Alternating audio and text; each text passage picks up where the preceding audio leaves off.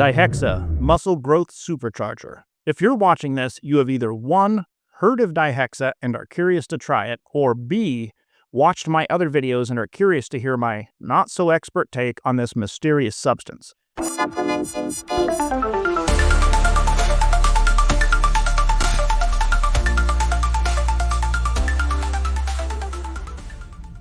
About a year ago, a viewer reached out with their surprising experience with Dihexa. It seemed to spur a growth spurt after they were done using it. At that time, my interpretation was that Dihexa must be putting muscle stem cells into deep quiescence and helping to fortify them, similar to certain growth factors and ketone bodies.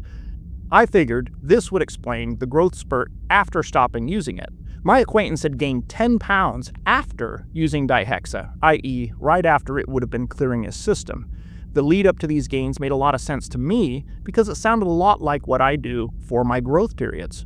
My normal result during these growth periods is also right around 10 pounds, a little too close for coincidence. This 10 pounds for me is about 25% glycogen in water, 25% other water weight, like from mineral retention, 1 to 3 pounds of fat, depending on how strict I've been, and 1.5 to 3 pounds of muscle, again, depending on my training and other factors. Now, like I said, my understanding at the time was Dihexa was working similar to other growth factors as far as function goes, i.e., I thought it was putting muscles into deep quiescence. Now, why did I think this? It's a bit of a circular reasoning since I don't have solid proof, but another theory of mine is that MGF can assist in putting some muscle stem cells into deep quiescence. This isn't conclusive yet, but there are some studies to back this up. And Dihexa is a bit of a growth factor chameleon. It can mimic hepatocyte growth factor and brain-derived neurotropic factor. To be frank, I was making a leap in logic, but I thought I'd test it out for myself, and recently I got around to doing just that. So, how did it go? Did I gain 20 pounds instead of 10 this time? No, not quite. I used Dihexa, which has a 10-day half-life, during my pre-fasting keto phase. My goal was to use Dihexa to help muscle stem cells enter deep quiescence. Keto promotes deep quiescence in and of itself, so I was hoping to boost this aspect. Between fasting and growing, there's an extended state of deep quiescence where your body is replenishing nutrients, getting back to normal, etc. During this time, the stem cells that have been driven in deep quiescence stay in deep quiescence, refusing to grow, refusing to be activated. Generally, it takes my body 1 to 3 weeks to get through this phase and actually begin to be able to add weight. And yes, I've attempted to speed it up with IGF-1 LR3, slow release oxytocin, high calories. I've done keto, the sugar diet, macro splits, high cal, normal cal, and nothing makes the scale budge. I just put on my normal food in the system, weigh a little bit of water over the first day or two of eating, and then it stays. That's it. So I thought I'd take advantage of this period to allow the Dihexa that I'd already taken to get out of the system, out of the way, so I could start growing. And I was basing all of this idea on this little bit of information. Now, this is just taken from an AI overview, but it describes what I'm talking about. Dihexa acts by mimicking hepatocyte growth factor and its receptor c-Met. HGF, hepatocyte growth factor, has a complex role in muscle stem cell function.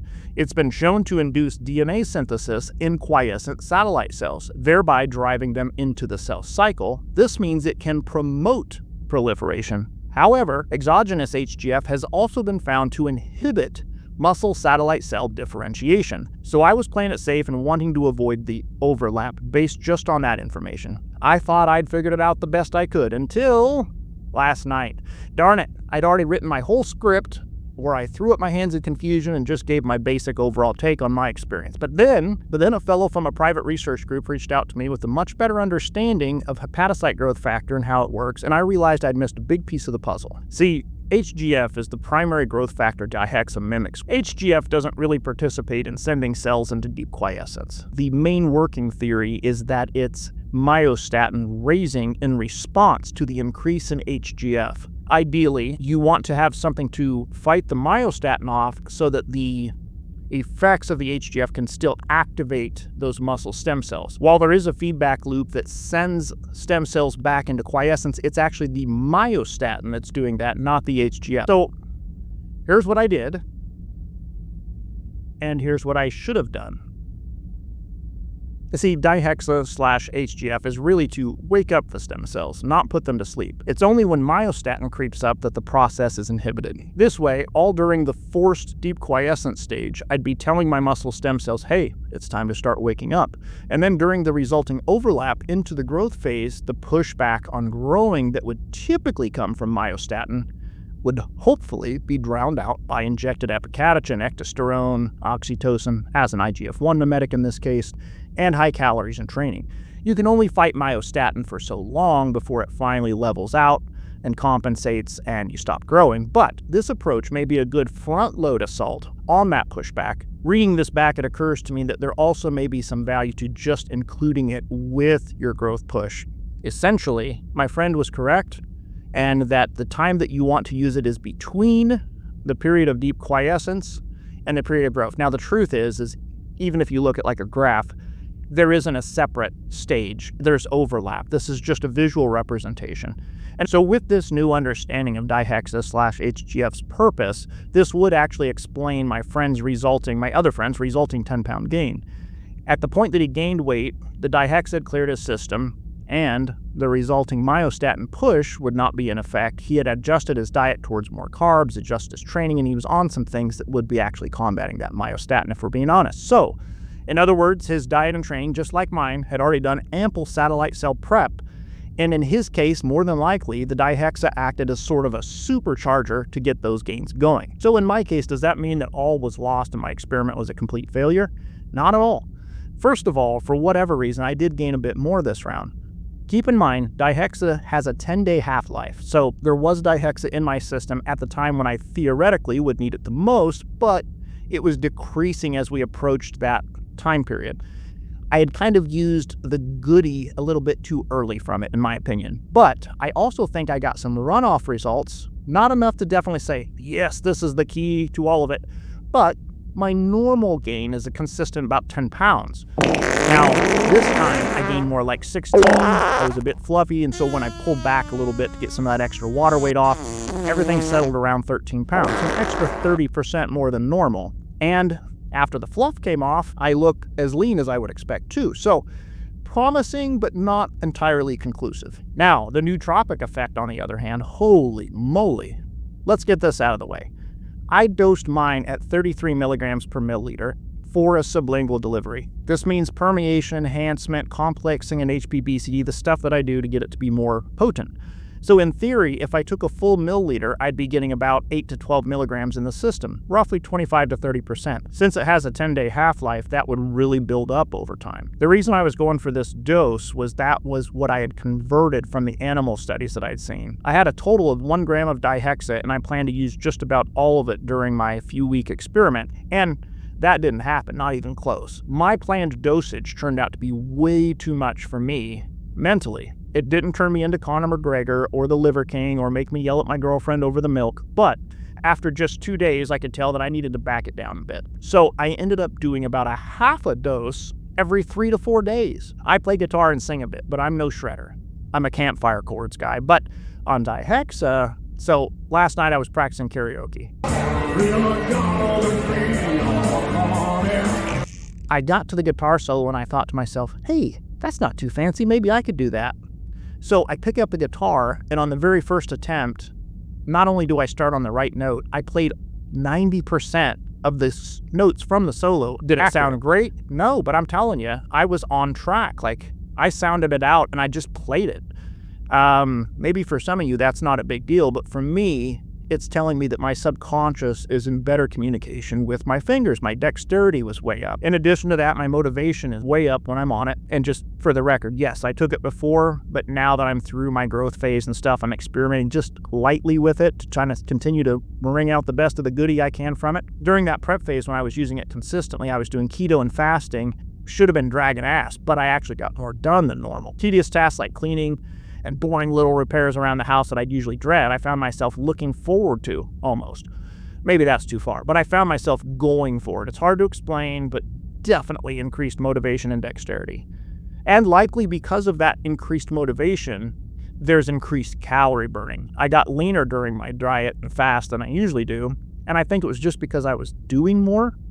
Not exactly manic, nothing crazy, but just, what a good amount of oomph, for the day versus what I'd normally be feeling on keto and fasting. I'd say those are the positives, even the unexpected need to reduce the dose. I mean, shoot, man, I got 2/3 of my bottle left instead of none. So what are the negatives? Well, given the potency of what I took and the long half-life, it would be really easy to overdo it if you weren't careful. I take Paxil for anxiety and neurogenesis, and that may make me a little more sensitive to these effects. So if you're on a antidepressant, SSRI, MAOI, that sort of thing, use caution. It's got a 10-day half-life, so on day 10, you would have roughly 10 times the amount that you have on day 1. So again, one of the negatives is it could be really easy for certain people that are sensitive to it, like me, to overdo it. The other main thing is that I definitely feel there's a withdrawal effect when it clears your system. I'd say that afterwards my motivation was less than normal for about a week or two. Not horrible, but I really slacked on my training for a bit. I'd say on a scale of 1 to 10, my motivation is typically about a 7. I'm not the world's most, gung-ho guy all the time, but Dihexa bumped it up to like a 9.9 when I was really on it, and then afterwards it slumped like a 4 or 5, for a week or two. And the same with the nootropic effects. I didn't feel bad, I didn't feel depressed, but I didn't have a lot of great ideas, and that's kind of what I live for. So I suspect much of this effect could be avoided by tapering off. Also, if you don't have an ecdy, IGF-1, or epicatechin to take, it's very likely that myostatin will build up quicker than you could possibly see major improvements. I.e., if you just took this out of the blue and thought, I'm going to get jacked, it's probably not going to do much. But add it into a routine at the proper time to kick off growth and to increase and kind of supercharge it, it's a timing game with this one. So I think the way I laid it out earlier will be what I do next time. Start taking it at some point in that deep quiescent period, maybe towards the end of it, because I'm on it right now with a little bit of oxytocin and adding in just a little bit of epicatechin and ecdy once in a while just to kind of see how it all works together. And yeah, I think I'm kind of missing a trick by not combining them at the beginning of that growth phase. Now, the fellow that clued me into my mistake has a different take on scheduled timing, etc. that actually makes a lot of sense, and I'd love to see someone try it out and see the results. His approach seems to be more of a precise day-by-day approach involving a few different substances, training, diet timing, etc. I'm probably not doing it justice whatsoever. To be frank, what I'm doing is working really well for me, and to ask me to stop and try a whole different way right now would be like asking someone that's dating a supermodel to stop and dump her because you have a hot friend. And you may be right, but bird in the hand and all that, so I hope that makes sense. I may be missing an opportunity, but after 6+ years of improvements and refinements to my dieting strategy and now adding some of this in, I think I'll keep going and making small tweaks versus starting from scratch. That said, again, I'd love to see and hear real-world results from people trying other methods. I don't think mine's the be-all and end-all, but it is the path I've been exploring and I'm not done yet. So there's lots of room for more input, and I'm happy to listen and put it out there. If you've got some good ideas, here's my advice. Try them. So yeah, that's my take. The good, the bad, and the ugly. I think I was slightly off with my timing to get the majority of the good out of this, but with such a long half-life and using over the period that I did, I think I saw some of the growth benefits, and that's where my extra 30% came from. Is that the way it is always going to be? I don't know. We'll confirm or deny next round as I try it again, but with that said, I'm a fan. I plan to keep using it as a pre-growth phase or growth phase kickstart or supercharger. Also, unfortunately, I cannot sell it. It isn't illegal, but it's a gray area, and I'm not going to push it. And to be frank, the pricing just doesn't work anyway. In other words, I'd like to sell a person a month's worth of something and try to get the cost down to about $1 a day or less if possible, and still make it very potent and as it should be in the system. At this price point, I'm paying about that. So, in other words, find your own peptide powder, copy my recipe if you like. If you don't like, it's orally bioavailable. You can inject it. There's more than one way to skin a cat with this. All of that said, if you are using your own and you're looking for something to help combat myostatin, I do have sublingual Natty Mayo and Natty Mayo Dry for those that want to avoid DHEA and genistein for the estrogenic aspects. And of course, there's the topical iterations. I think my prices are very reasonable given the potency and small batch nature of what I sell, and a lot of my customers are actually really surprised at the results they get. That's how bad the supplement industry is, folks. We're so used to getting ripped off that we're actually surprised when a product is strong. I can't sell you Dihexa, but even the sublingual Natty Mayo products, or even get pumped, which is just complex ecdy, will help stave off myostatin to some degree as long as the product is circulating in your system. So I'll probably put up a vid showing how I made mine for free on Patreon at some point, but as you guys know, I've been a lazy mother on that front lately, so we'll see. The truth is, I love the exploration and experimentation, but I also have a business to run, and that part has been languishing due to my lack of marketing push. So I'm putting a bit more into that, adult priorities and all. All the best, and I'll see you on the next one.